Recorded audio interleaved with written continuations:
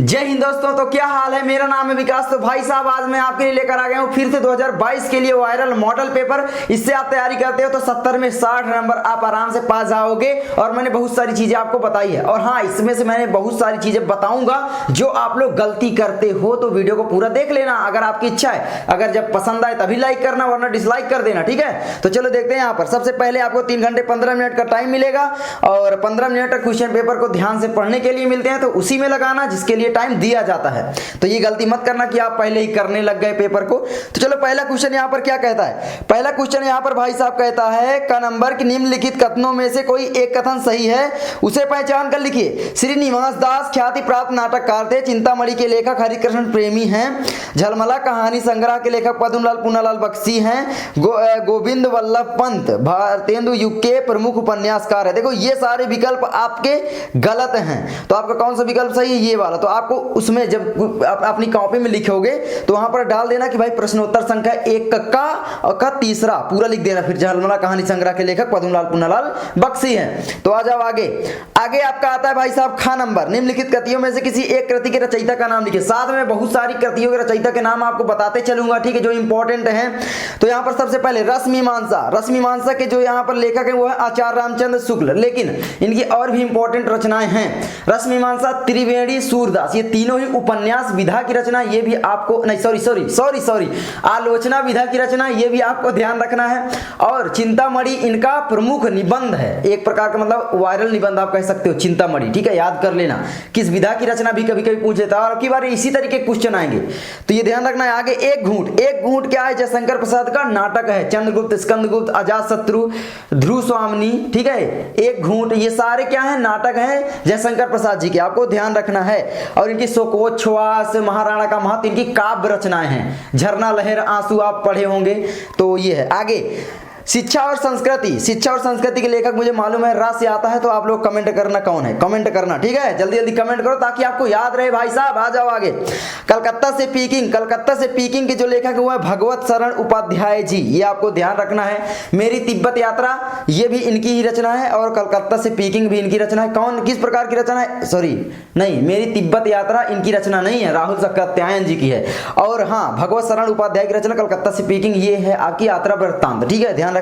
देखो बोला ही जा रहा है कलकत्ता से पीकिंग, जब ये कलकत्ता से पीकिंग है तो उसके बारे में इन्होंने जो भी देखा, जो भी दृश्य वो लिखा, तो वो कहलाती है यात्रा वृत्तांत, मतलब यात्रा किए और उसको छाप दिए आके, ठीक है। आगे बढ़ते हैं। आगे वट पीपल के रचयिता का नाम उल्लेख कीजिए। तो वट पीपल के जो रचयिता है वो है रामधारी सिंह दिनकर जी, आपको ध्यान रखना है। वट पीपल, उजली आग, ये रेती के फूल, इनकी प्रमुख निबंध है कुछ, ठीक है। वट पीपल, उजली आग, ये आपको ध्यान रखना है। किस विधा की रचना है, वट पीपल, उजली आग, रामधारी सिंह दिनकर का निबंध है, तो ये आपको ध्यान रखना है। चलो आगे बढ़ते हैं। नीड़ का निर्माण फिर किस गद्य विधा पर आधारित रचना है। तो नीड़ का निर्माण फिर मैं हमेशा से इसको बताते चला आया हूं, तो आपको आ गया होगा। अगर आ गया है तो आ गया, और दिखाई भी दे दिया। तो वैसे आत्मकथा है किसकी, हरिवंश राय बच्चन जी की, और इनकी एक प्रमुख आत्मकथा है क्या भूलू क्या याद करूं। एग्जाम में आ सकती है, तो याद रखना क्या भूलू क्या याद करूं और नीड़ का निर्माण फिर, ये क्या है, आत्मकथा हरिवंश राय बच्चन की। एक बात और यहां पर मैंने देखा है कि क्या यहां पर जो ये रचना नीड़ का निर्माण फिर, ठीक है, यहां पर कहीं कहीं पर फर लिखा होता है क्वेश्चन बैंकों की, ये आपको ध्यान रखना है। आगे है आपका कि रिपोर्टाज साहित्य विधा के 2 लेखकों के नाम लिखिए। इस प्रकार के आपकी क्वेश्चन नहीं आएंगे कि भाई 2 जीवनी लेखक के नाम लिखिए या रिपोर्टाज साहित्य के 2 लेखकों के नाम लिखिए, ऐसे क्वेश्चन नहीं आएंगे, क्योंकि बहुविकल्पी टाइप क्वेश्चन रहेंगे। और ऐसे क्वेश्चन पूछने का बोर्ड का कोई मकसद ही नहीं बनता, मतलब कैसे पूछेगा।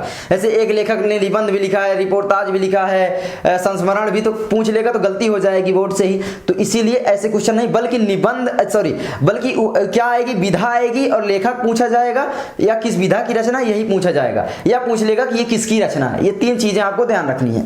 आगे बढ़ते हैं। दूसरा, रीतिकाल की किन्हीं 2 प्रवृत्तियों का उल्लेख कीजिए। तो रीतिकाल की 2 प्रवृत्तियां, श्रृंगार रस की प्रमुखता, रीति या लक्षण ग्रंथों की रचना। अब मैं एक बात बता दूं आपको, जो भी आपको याद है अगर, तो उसे ही आप तैयार रखें। मुझे जरूरी नहीं है जो मैं बता रहा हूं वही याद है। जैसे कि रीतिकाल की बहुत सारी विशेषताएं हैं, ऐसा थोड़ी नहीं है। श्रृंगार रस की प्रमुखता हो गई तो यहाँ पर जो प्रेम भावनाओं का चित्रण भी होगा, तो प्रेम भावनाओं का चित्रण, रीति या लक्षण ग्रंथों की रचना मैंने जानबूझ कर लिखा है ताकि रीति यहां पर आ रहा है, रीति यहां पर, तो आपको याद रहे, मतलब आपको याद रखने में आसानी हो जाए। वैसे मैंने ये सारी चीजें बताई हुई हैं पहले ही, लेकिन फिर भी बता दिया। आगे ठीक है, ये क्वेश्चन काफी ज्यादा इंपॉर्टेंट है, इसको तो तैयार ही कर लेना है, मोस्ट इंपॉर्टेंट है। ठीक है, ये आपको ध्यान रखना है।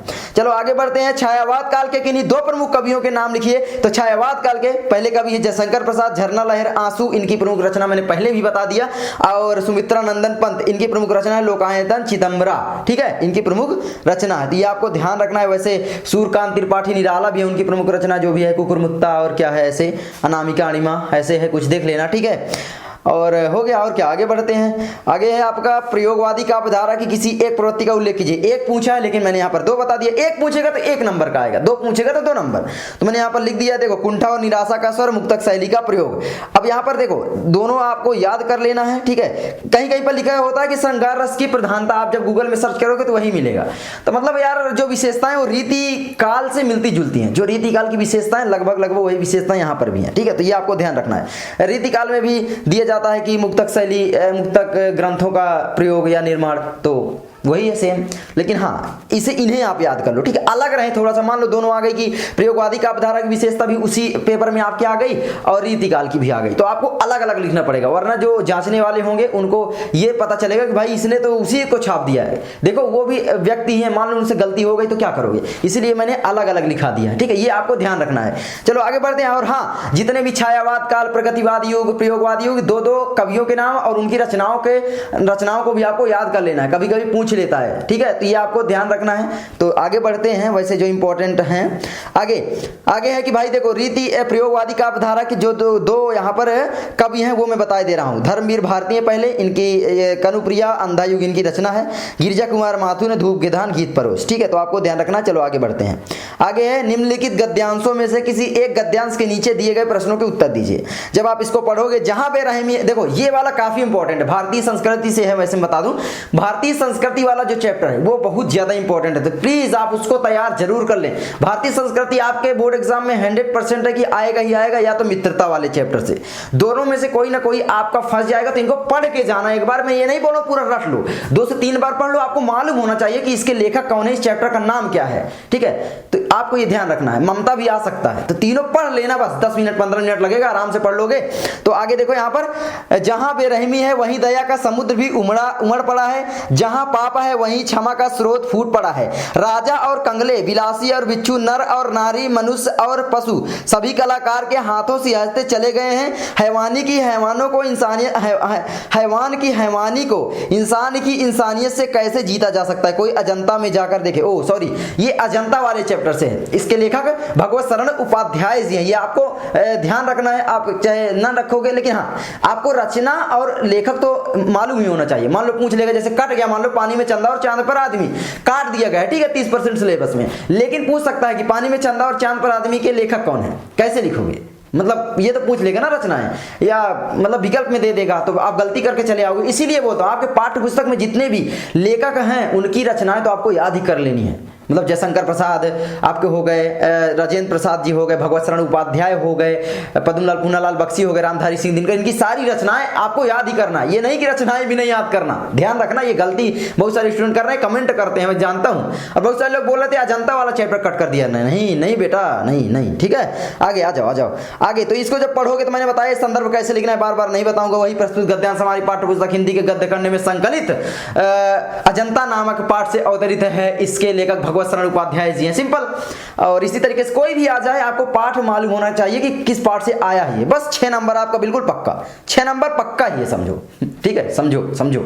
आगे रेखांकित अंश की व्याख्या करना है, बस बढ़ा चढ़ा कर लिख देना है कि भाई यहाँ पर क्या बोलना चाह रहे हैं। जहाँ बेरहमी है, मतलब आजकल का मनुष्य बेरहम हो चुका है, मतलब क्या क्या करता है जानते हो, ये सारी चीजें आप लिख दो भाई। रेखांकित अंश की व्याख्या करना है, जो रेखा यहाँ पर खींची गई है, ठीक है, उन्हीं की व्याख्या यहाँ तक की करनी है। तो आप लोग कर लोगे, मैं जानता हूँ, ठीक है, कर लोगे, पक्का कर लोगे, विश्वास रखो। एग्जाम में छोड़ के नहीं आना, बस आपको पूरे 6 नंबर आप समझो मिल जाएंगे। ठीक है, आगे कलाकारों ने किसके जीवन का चित्रांकन किया है। कलाकारों ने किसके जीवन का चित्रांकन किया है, तो कलाकारों ने यहाँ पर जब आप पढ़ोगे तो पता चलेगा कि राजा और कंगले, विलासी और बिच्छू, नर और नारी, मनुष्य और पशु, इन सभी कलाकारों के जीवन का चरित्र चित्रण किया है। ये आपको ध्यान रखना, चित्रांकन किया है। चलिए बात देखिए आगे देखो। तो यहाँ पर ये मैंने लिख भी दिया था, मैंने बता दिया आपको। तो ये सॉरी तो ये मैंने लिख दिया था, ठीक है। तो अब आगे बढ़ते हैं। वैसे आगे है आपका कि भाई ये देखो, अजंता नामक पाठ से अवतरित भगवत शरण उपाध्याय है, ये वाला आपका भारतीय संस्कृति से है। देखो यहाँ पर, ठीक है।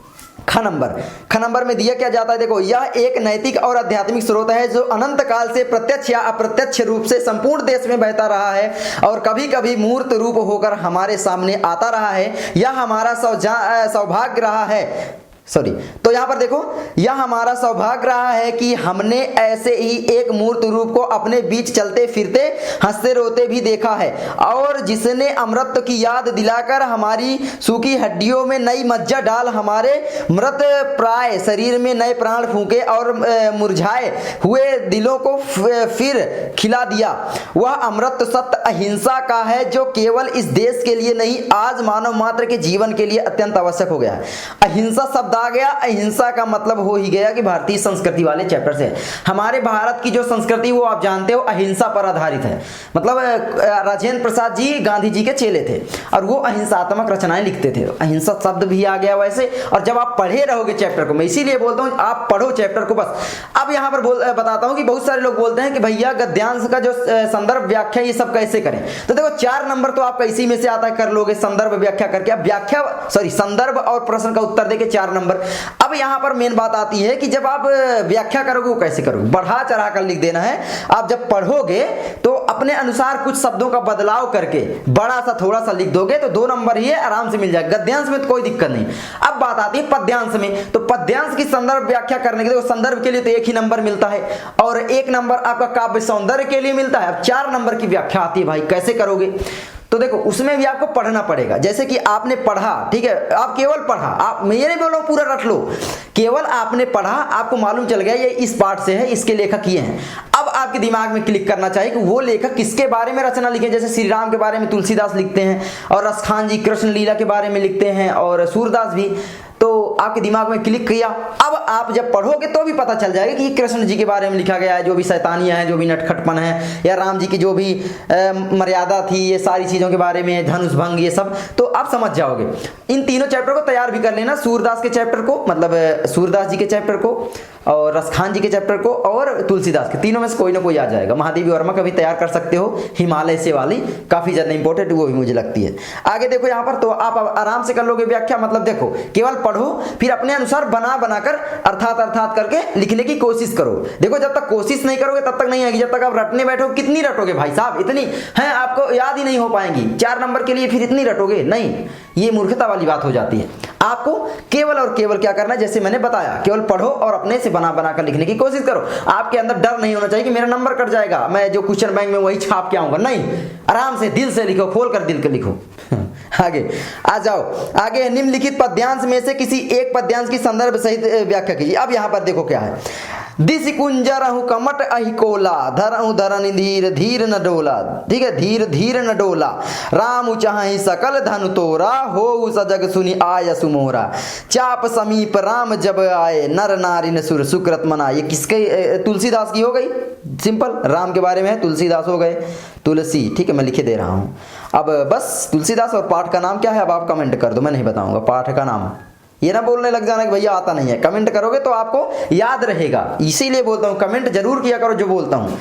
तो आगे बढ़ते हैं, तो संदर्भ तो लिख ही लोगे और बस किस भाषा में, अवधि क्या, कौन सी भाषा, ये भी आप कमेंट कर देना, ठीक है, कौन सी भाषा, जल्दी बताओ, भाषा तो आप समझ जाओगे ना, इसमें रस छंद कौन सा प्रयोग किया गया है, ठीक है, थोड़ा बहुत पढ़ोगे तो यार आ ही जाएगा, ठीक है। आगे, टूटी है तेरी कब समाधि, झंझा लौटे सतहार हार, बह चला द्रगों से किंतु नीर। ये देखो महादेवी वर्मा का है, महादेवी वर्मा की जो रचना है सांद गीत, उसमें से लिया गया है हिमालय से शीर्षक से। देखो जो जितने भी आपके वो पाठ के नाम नहीं है, वो एक शीर्षक है, रचनाएं दूसरी है। जैसे तुलसीदास की भी रचना श्री रामचरितमानस है या कविता वाली है, उसमें से जो शीर्षक ले लिए गए हैं, वन पथ पर हो गया या धनुष भंग हो गया, तो वो शीर्षक हैं, वो रचनाएं नहीं है। रचना जैसे सूरदास की दूसरा है, तो सूरदास की जो रचना है वो सूर सागर से आपके पाठ में लिया गया है। तो रचनाएं दूसरी होती हैं और शीर्षक दूसरा होता है। रचनाओं का कोई पाठ उठाकर आपके पाठ्य पुस्तक में ला दिया जाता है, उसको बोलते हैं शीर्षक। तो आपको यही लिखना है कि शीर्षक से अवतरित है। जैसे प्रस्तुत पद्यावतरण, ध्यान रखना पद्यांश या पद्यावतरण लिखना, पद्य बस मत लिख देना, नहीं पूरा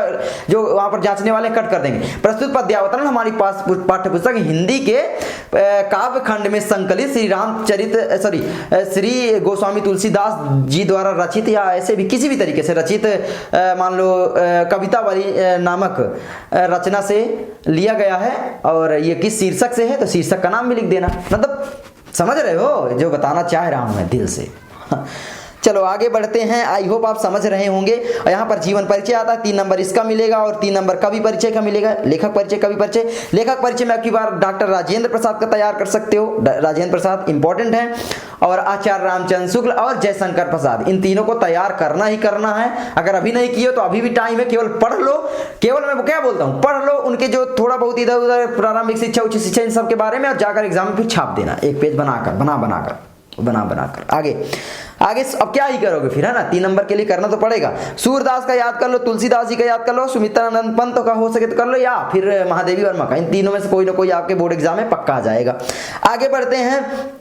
6वां तो ये देखो वाराणसी वाला चैप्टर से, वाराणस्याम प्राचीन काल देहे गेह विद्याम दिव्यम ज्योति। वाराणसी प्राचीन काल से ही घर घर में विद्या की दिव्य ज्योति, अलौकिक ज्योति कह सकते हो, दे देते मतलब जलाती रही है। आगे अत्र अनेके आचार्य मूर्धन्य, यहाँ पर अनेक प्रकार के क्या आचार्य मूर्धन्य मतलब महान लोग आप कह सकते हो, गुणी लोग या ज्ञानी लोग, विद्वांस, महान विद्वान या ज्ञानी विद्वान।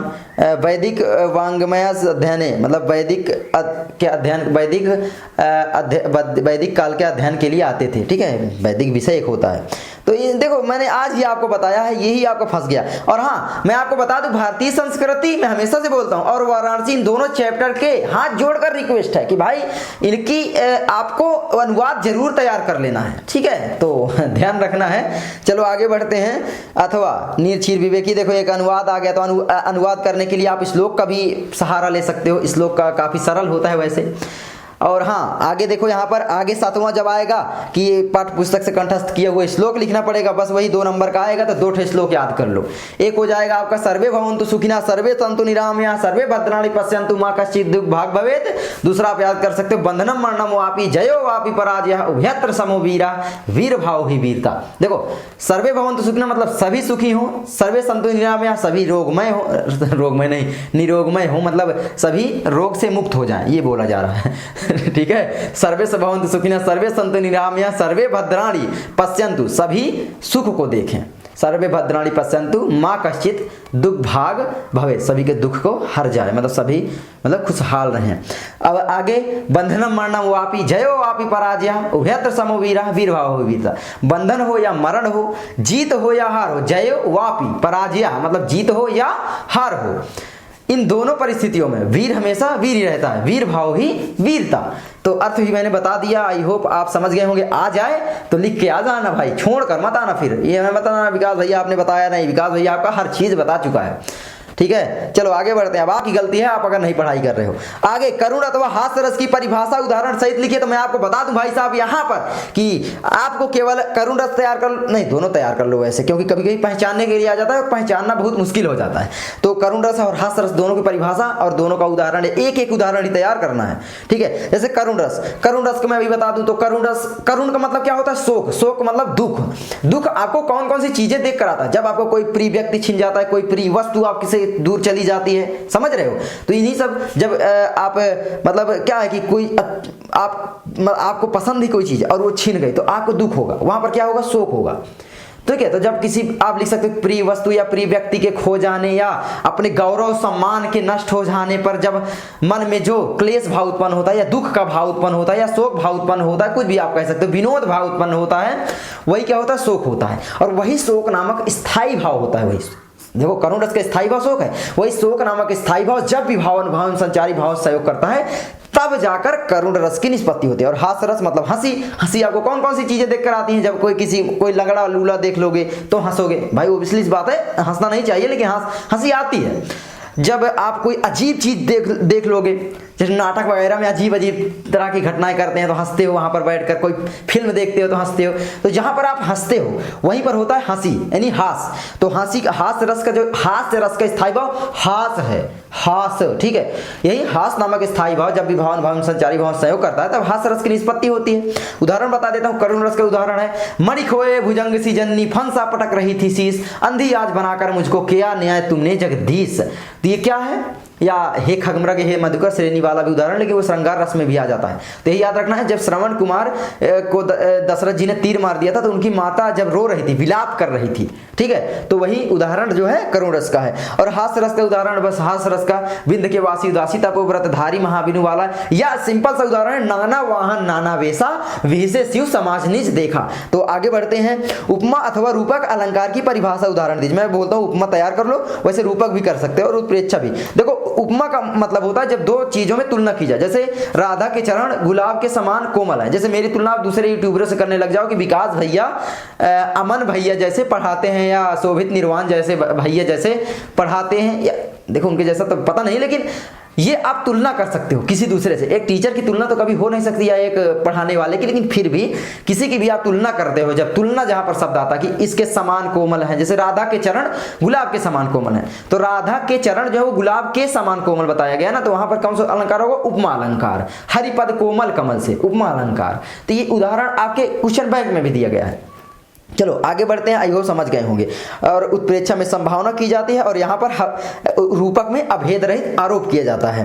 आगे बढ़ते हैं, तो उपसर्ग देखो यहाँ पर आ गए, तो उपसर्ग आपके 3 नंबर दे के ही जाएंगे, पक्का देखे जाएंगे। मतलब ये तो अब आपको रट ही गया होगा, मैंने कई बार बता दिया है, तो इसमें से निकल लेते हैं।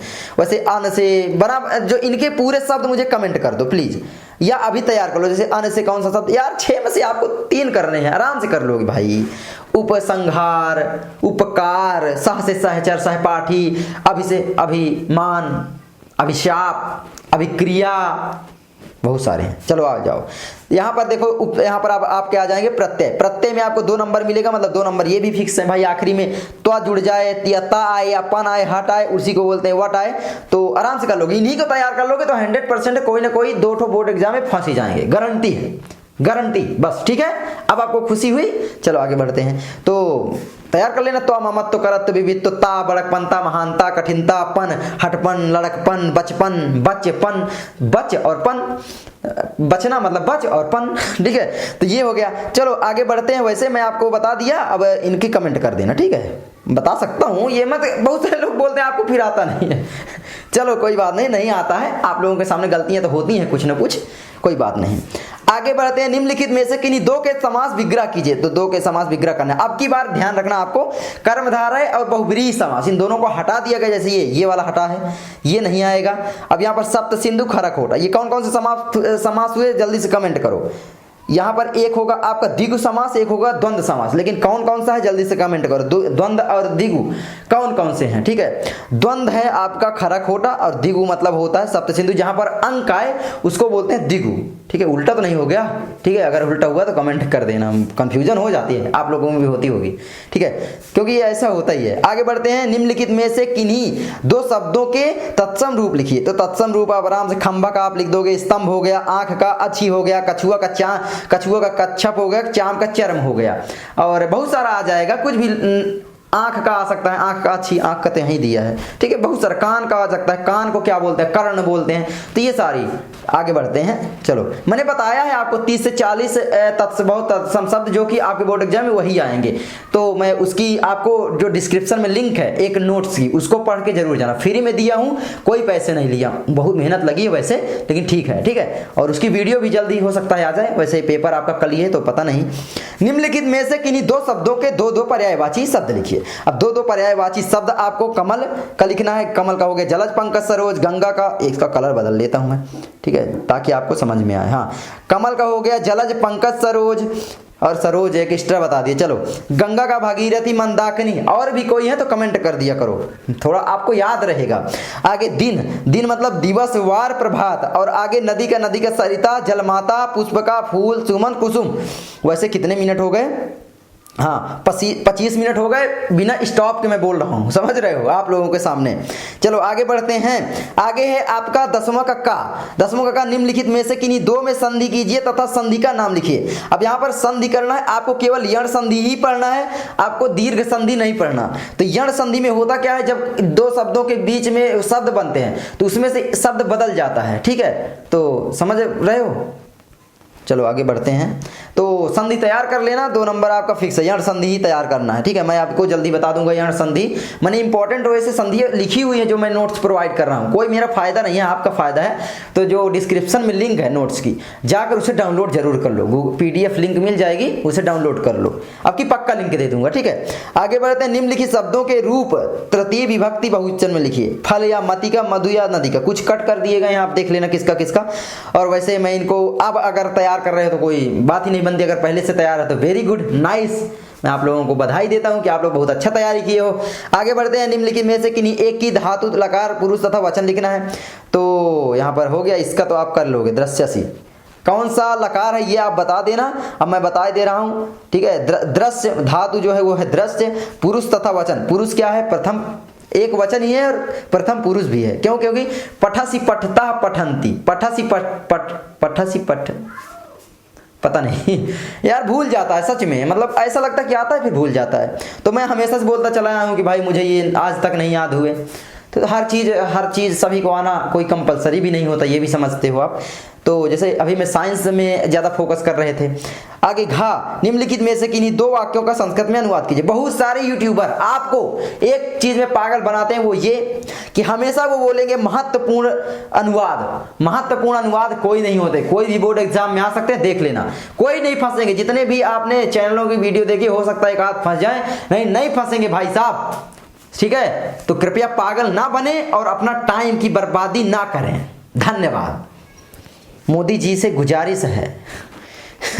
आगे 11वां, निम्नलिखित विषयों में से किसी एक विषय पर निबंध लिखिए। तो एक विषय पर आपको निबंध लिखना है। अब यहां पर मेन मुद्दे की बात आती है, वो ये है कि बोलते हैं भैया निबंध याद नहीं होता।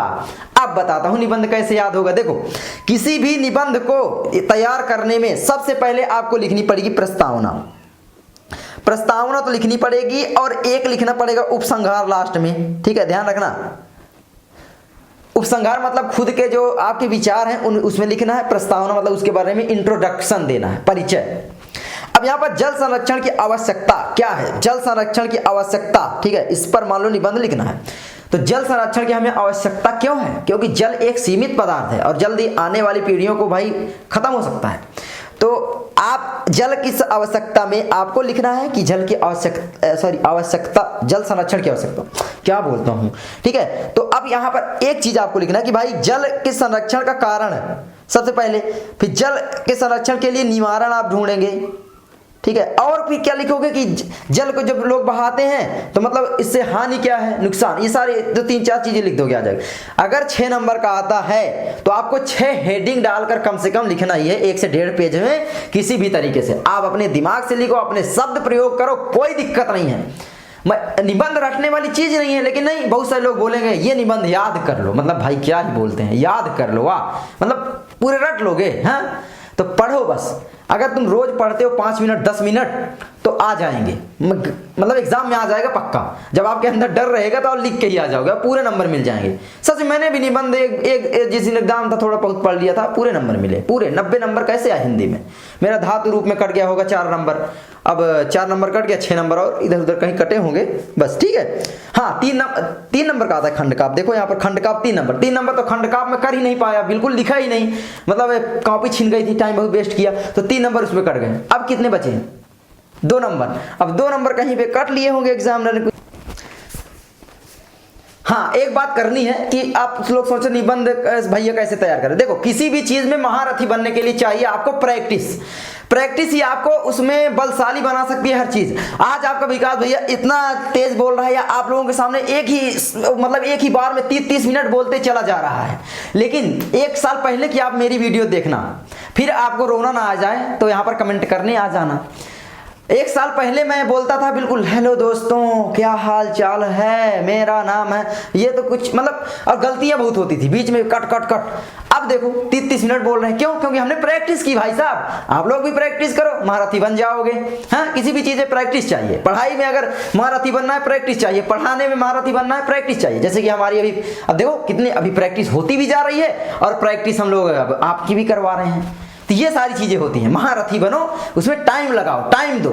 अब गेम खेलने में टाइम लगाओगे तो थोड़ी ना फिर पढ़ाई में मन लगेगा या उसमें महारथी बनोगे। जाओ गेम में महारथी बनो। और दुर्भाग्य से ज्यादा लोग गेम ही खेलते हैं, क्या ही कहें। चलो मिलते हैं आगे आगे आगे।